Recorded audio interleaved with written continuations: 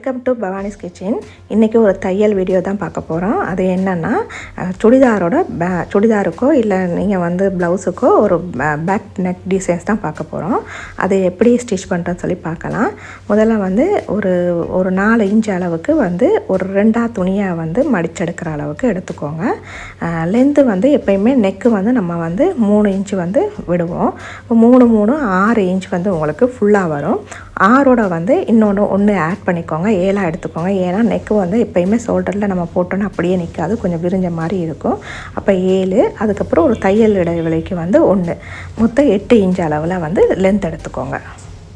இந்த டிசைனுக்கு பா நெக் தான் வந்து நல்லாயிருக்கும். பா நெக் வந்து உங்களுக்கு எவ்வளோ லென்த்து தேவையோ அதை மாதிரி ஸ்டிச் பண்ணி பெரட்டி எடுத்து கரெக்டாக ஃபினிஷ் பண்ணி வச்சுக்கோங்க. அந்த பா நெக் ஷோல்டரில் இருந்து நீங்கள் என்ன பண்ணுங்கள், ஒரு 1லேருந்து 1.5 இன்ச் வரைக்கும் உங்களுக்கு தேவையான மாதிரி நீங்கள் மார்க் பண்ணிக்கலாம். அதுக்கப்புறம் இந்த ரிப்பன் டிசைன்ஸை நம்ம வந்து அட்டாச் பண்ண போகிறோம். தையல் இடைவெளி 1 இன்ச் வந்து ஆட் பண்ணோம் இல்லையா, அந்த 1 இன்ச்சை வந்து ஒரு பக்கத்துக்கு அப்போ 1/2 இன்ச் வரும். 1/2 இன்ச்சு ப்ளஸ் 1/2 இன்ச்சு தான் 1. நீங்கள் ஒரு 1 சைடுக்கு வந்து 1/2 இன்ச்சை வந்து மார்க் பண்ணி ஒரு லைன் போட்டுக்கோங்க. ஏன்னா அதில் தான் நம்ம வந்து இந்த டிசைன்ஸ், இந்த ரிப்பன் டிசைன்ஸை வந்து நம்ம வந்து அந்த நெக்கில் வந்து அட்டாச் பண்ண போகிறோம், தையல் இடைவெளி. அதனால் இப்படி மார்க் பண்ணிக்கிட்டோம்னா நமக்கு ஸ்ட்ரைட்டாக ஸ்டிச் பண்ண ஈஸியாக இருக்கும். அப்படி இல்லைன்னா நெக்குக்கு வந்து நம்ம 3 இன்ச்சு எடுத்தோம் இல்லையா, அந்த 3 இன்ச்சோட ப்ளஸ் 1/2 இன்ச்சு சேர்த்து 3.5 இன்ச்சு, அதாவது சென்டரில் நீங்கள் அந்த துணியை 2 மடிச்சுட்டு 3.5 இன்ச்சு வந்து இந்த பக்கம் மார்க் பண்ணிக்கோங்க. அந்த பக்கம் 3.5 இன்ச்சு மார்க் பண்ணி லைன் போட்டுக்கோங்க.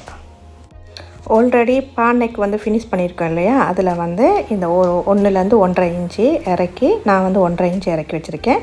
அதில் வச்சு நீங்கள் என்ன பண்ணுங்கள், இந்த மாதிரி பின் பண்ணிடுங்க. பின் பண்ணிட்டோம்னா அந்த நம்ம லைன் போட்டோம் இல்லையா, அதில் வந்து லைன் போட்டதில் பின் பண்ணிடுங்க.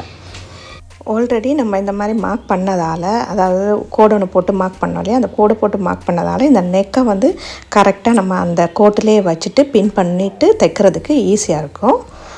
இப்போ நம்ம இதை வந்து ஒரு ஸ்டிச் வந்து பண்ணிடலாம்.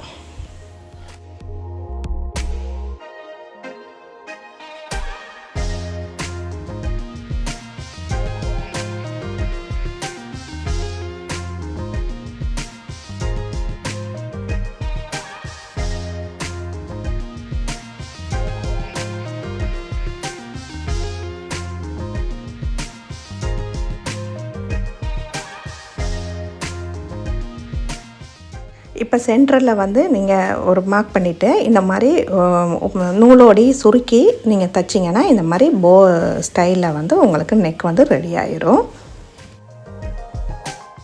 இந்த துணியை 2 மடிச்சுட்டு சென்டரை வந்து மார்க் பண்ணிக்கோங்க.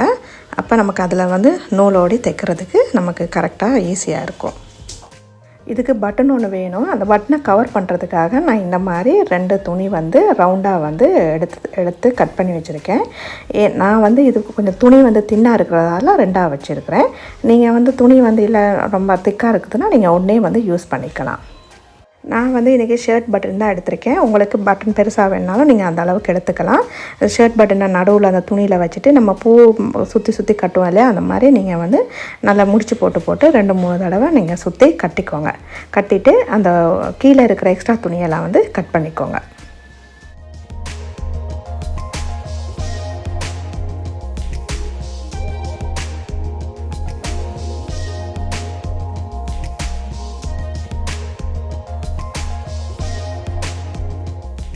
ஊசி ஒன்று கோர்த்துட்டு நடுவில் வந்து துணியை வந்து நூலோடிட்டு சுருக்கிட்டு 2 முடிச்சு போட்டுட்டு அந்த நூலை வந்து ஊசியோட இருக்கிற நூலை வந்து கட் பண்ணாமலே வச்சுருக்கிறேன். அதில் வந்து நீங்கள் என்ன பண்ணுங்கள், இந்த பட்டன் இருக்கு இல்லையா, அந்த பட்டனை வந்து குத்தி இந்த சைட் எடுத்து அந்த பட்டனை வந்து அதிலே தைச்சி அந்த சுற்றி முடிச்சு போட்டு எடுத்துக்கோங்க.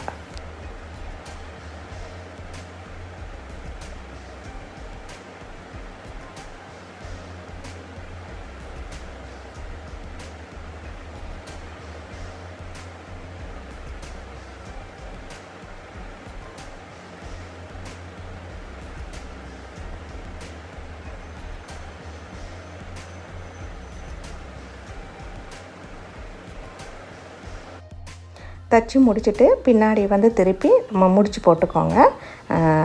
அவ்வளவுதான். அப்போ உங்களுக்கு இந்த நெக் வந்து ஃபினிஷ் ஆயிரும்.